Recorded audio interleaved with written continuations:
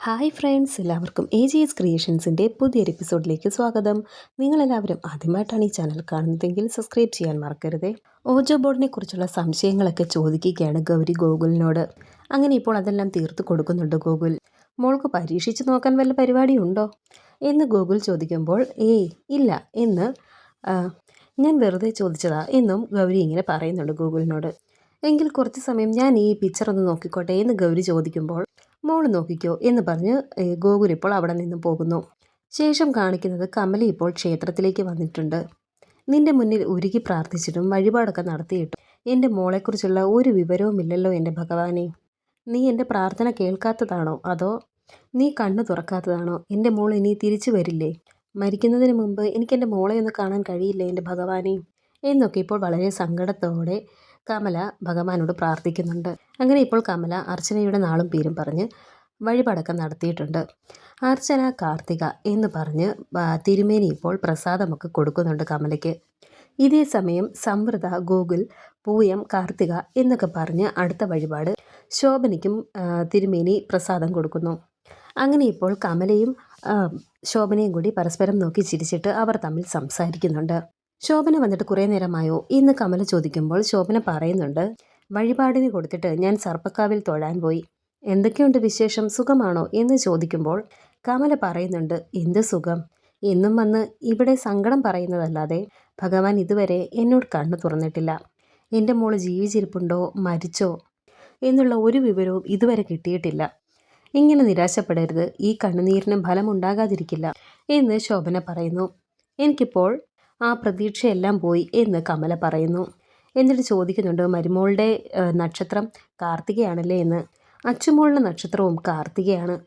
അവളെക്കുറിച്ച് ഒരു വിവരവുമില്ല, എങ്ങോട്ടോ മാഞ്ഞു പോയതുപോലെ എന്നൊക്കെ ഇങ്ങനെ കമല പറയുമ്പോൾ അങ്ങനെയൊക്കെ ഒരു ദിവസം തെളിഞ്ഞു വരുമെന്ന് ശോഭന പറയുന്നുണ്ട്.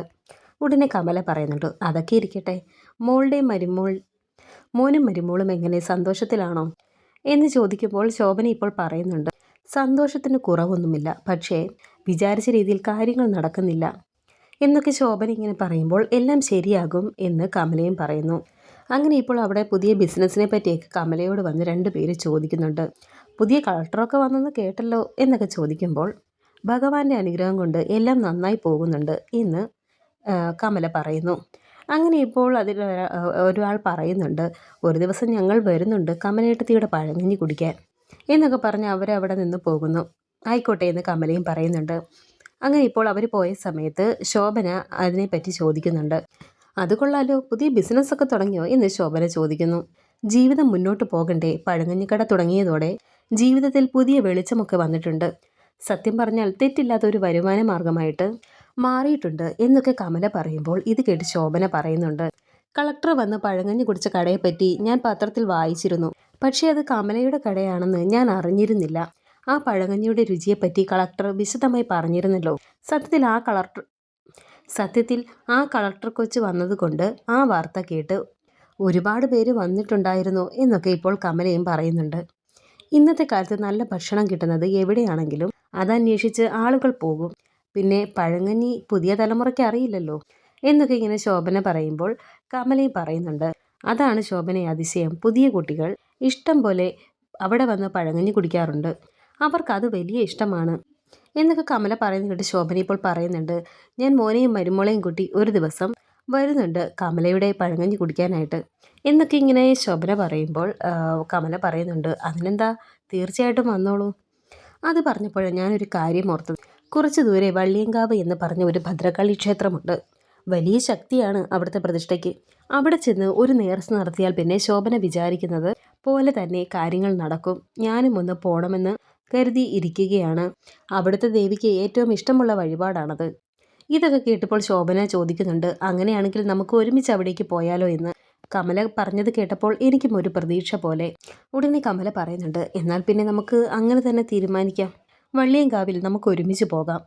ഈ സമയം ഇപ്പോൾ അമ്പലത്തിൽ മണി മുഴങ്ങുന്നുണ്ട്. അങ്ങനെ അവർ രണ്ടുപേരും തൊഴുത് പ്രാർത്ഥിച്ച് നിൽക്കുന്നുണ്ട്. ശേഷം ഇപ്പോൾ കാണിക്കുന്നത് അവന്തികയാണ്. രാത്രിയായപ്പോൾ ഇപ്പോൾ അവന്തികയുടെ അരികിലേക്ക് മൂർത്തി ഓടിയെത്തുന്നുണ്ട്. CI രാജീവും സംഘവും മൂർത്തി അന്വേഷിച്ച് പരക്കം പായുകയാണ്. എന്നൊക്കെ ഇപ്പോൾ അവന്തിക പറയുമ്പോൾ മൂർത്തി പറയുന്നുണ്ട്, ഞാൻ ഇങ്ങോട്ട് വന്ന വഴിയും പോലീസ് ചെക്കിംഗ് ഉണ്ടായിരുന്നു, എന്തെങ്കിലും പെട്ടെന്ന് ചെയ്തേ പറ്റൂ എന്നൊക്കെ മൂർത്തി പറയുന്നത് കേട്ട് അവന്തിക പറയുന്നുണ്ട്, തൽക്കാലം എവിടെയെങ്കിലും മാറി നിൽക്കുന്നതാണ് നല്ലത്, ഇനിയിപ്പം എന്നെ കാണാനായിട്ട് വരണ്ട. CI രാജീവ് വിളിച്ചിട്ട് മൂർത്തി അവന്തിക അസോസിയേറ്റിലെ സ്റ്റാഫാണോ എന്ന് അന്വേഷിച്ചിരുന്നു.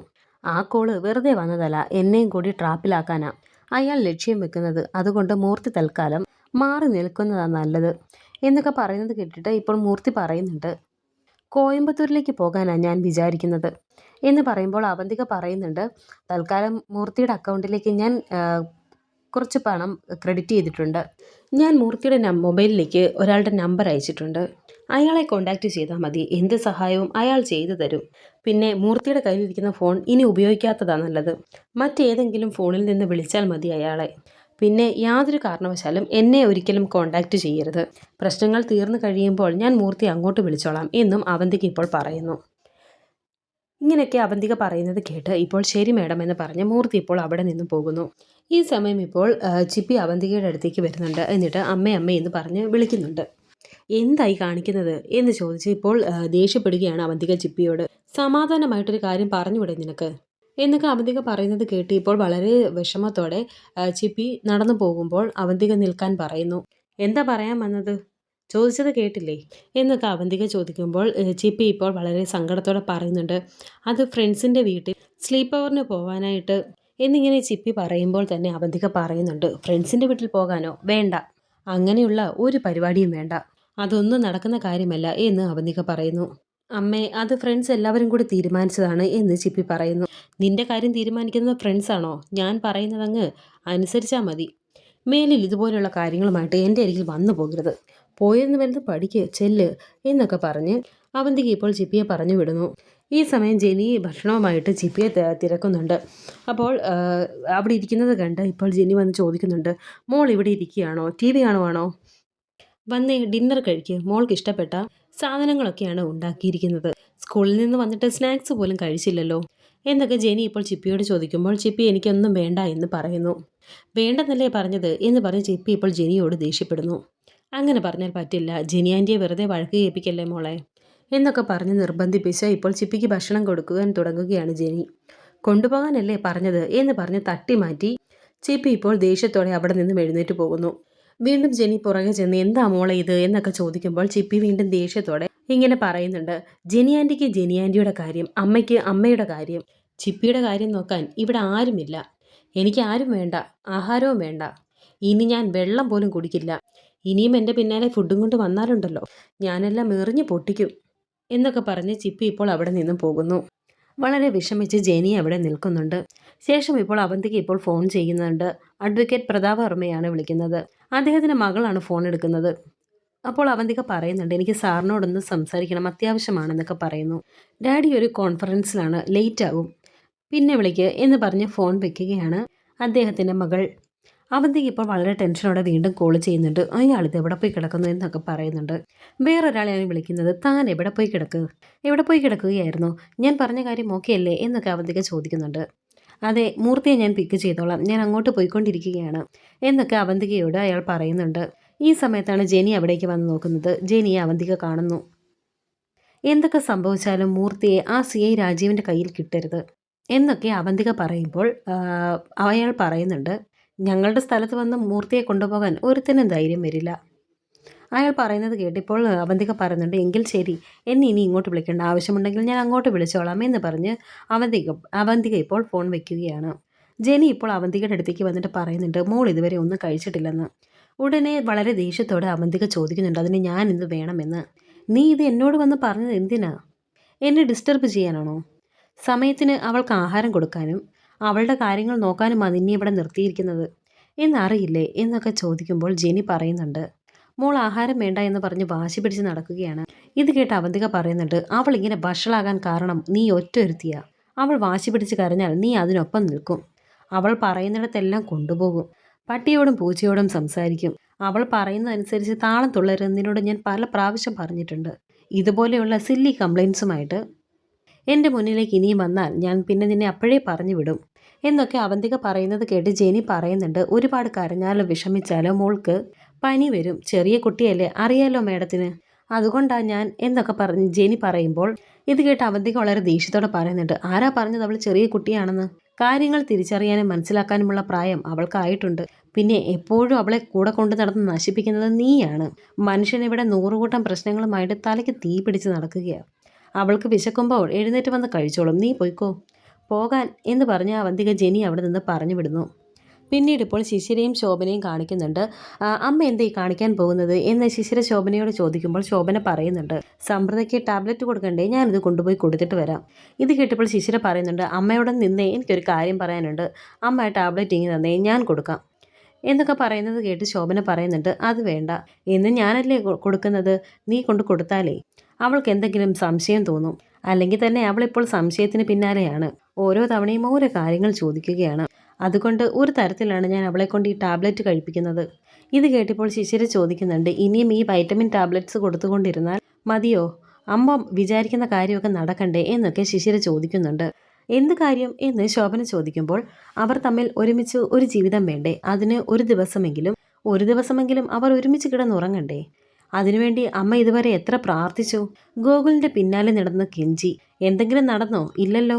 ഇനി അത് ഞാൻ വിചാരിച്ചാലേ നടക്കൂ എന്നൊക്കെ ഇങ്ങനെ ശിശിര പറയുമ്പോൾ ശോഭന പറയുന്നുണ്ട്, അതെങ്ങനെ, നീ പറയുന്നതൊന്നും എനിക്ക് മനസ്സിലാവുന്നില്ല.